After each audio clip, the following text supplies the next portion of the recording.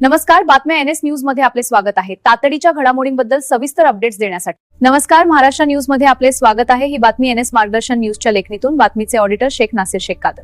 आजच्या आधुनिक युगात राजनीती आणि जनता यांचे नाते अत्यंत महत्त्वाचे आणि संवेदनशील बनले आहे. लोकशाही व्यवस्थेत जनता हीच खरी मालक असते आणि निवडून आलेले प्रतिनिधी हे जनतेचे सेवक असतात. परंतु सध्याच्या काळात या नात्यात काही ठिकाणी दुरावा निर्माण होताना दिसत आहे.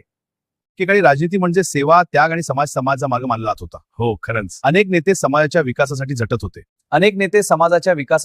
होते. गावोगावी पाणी, रस्ते, शिक्षण आणि आरोग्य या मूलभूत गरजांवर काम केले जात होते. पण आजच्या राजनीतीत काही ठिकाणी स्वार्थ, सत्तेची स्पर्धा आणि प्रचारबाजी अधिक दिसून येते. जनतेच्या अपेक्षा दिवसेंदिवस वाढत आहेत.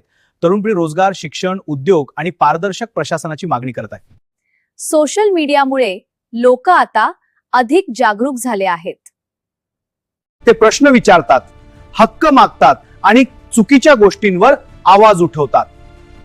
आजच्या राजनीतीत सकारात्मक बदल घडवण्यासाठी जनतेची सहभागिता आवश्यक आहे.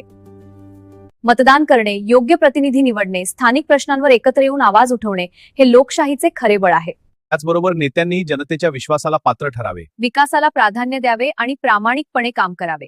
शेवटी एवढेच, राजनीती बदलायची असेल तर जनतेने हे जागरूक व्हावे आणि राजनीतीने प्रामाणिक व्हावे. याच संतुलनातून समाजाचा खरा विकास होऊ शकतो.